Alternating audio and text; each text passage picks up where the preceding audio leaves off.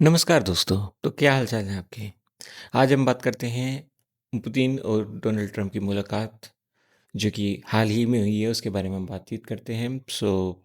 इस समिट का नाम दिया गया था अलास्का समिट एंड ये अलास्का में हुई है, जिस पे कंट्रोल यूनाइटेड स्टेट्स का है।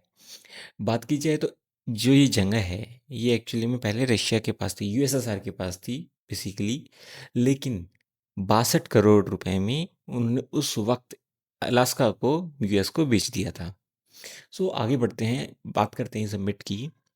तो इस समिट से खासकर यूरोप और यूक्रेन को बहुत डर लग रहा था कि कहीं डोनाल्ड ट्रंप सीज़ फायर ना करा दे और बिना किसी उनकी मंजूरी के।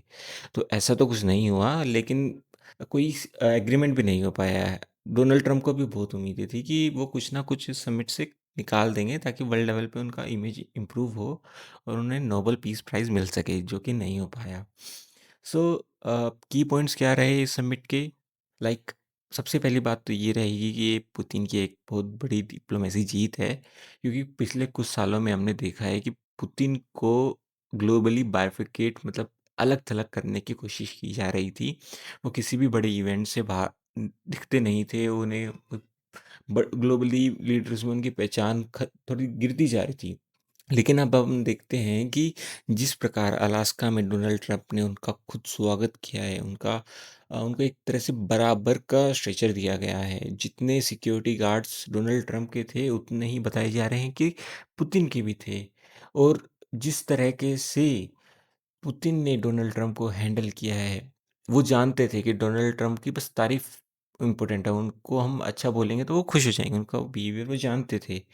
तो उसी तरह उन्होंने कहा है पुतिन ने डोनाल्ड ट्रंप के बारे में कि अगर आप 2022 में जिस समय ये युद्ध स्टार्ट हुआ था, उस समय अगर आप प्रेज़िडेंट होते यूनाइटेड स्टेट्स के, तो ये युद्ध क्या पता होता ही नहीं।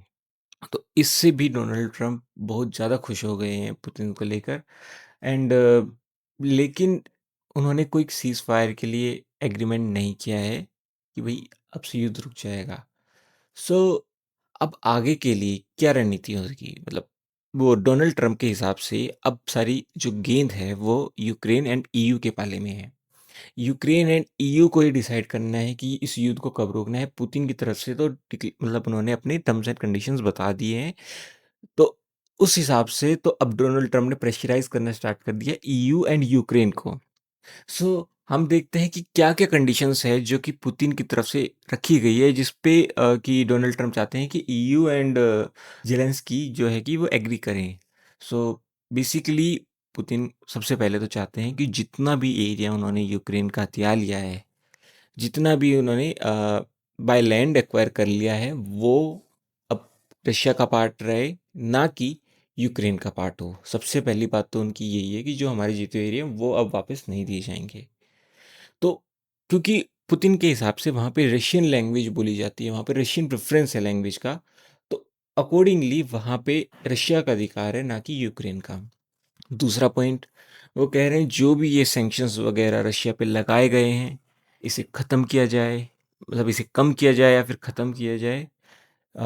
ये एक तरह से डिमांड है रशिया की, जिस पे कि डोनाल्ड ट्रंप ने अभी कहा है हाल-फिलहाल में कि वो रशिया पे और टैरिफ नहीं लगाएँगे। हाल-फिलहाल में ही उन्होंने बोला है।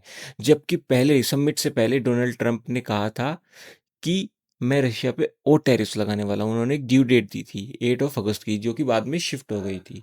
तो एक तरह से ये भी डिप्लोमेसी जीत है पुतिन की। एंड तीसरी उन्होंने कंडीशंस है कि यूक्रेन कभी भी नेटो का पार्ट नहीं होगा।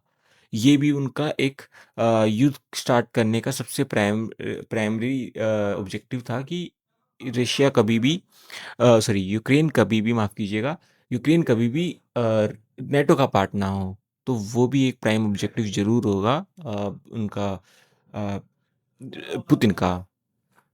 तो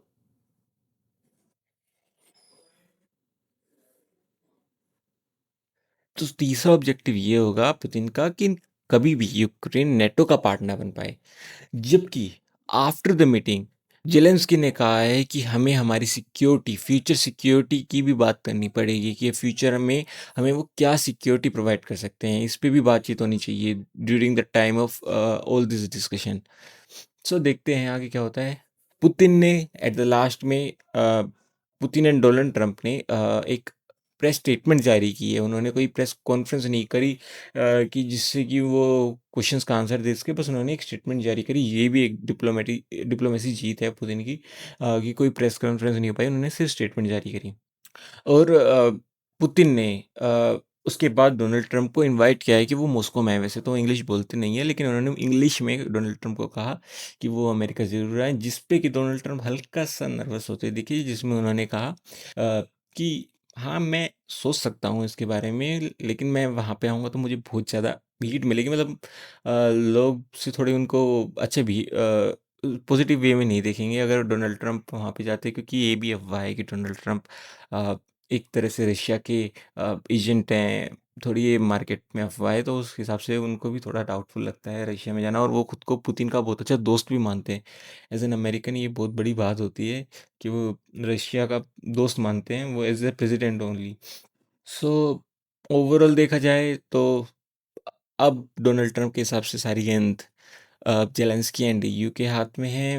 वही डोनाल्ड ट्रंप एक ये बात भी बोल सकते हैं कि मैंने पुतिन से बातचीत की, मैंने अपनी तरफ से फुल एज दिया, मेरी तरफ से मैंने बेस्ट दिया। अब मेरा काम नहीं है युद्ध रुकवाना, मैंने अपनी तरफ से सब कुछ कर चुका हूँ। अब ईयू एंड ज़ेलेंस्की ही जाने कि वो क्या करेंगे। सो देखते हैं दोस्तों क्या होता है in future. Let's hope for the best. Thank you.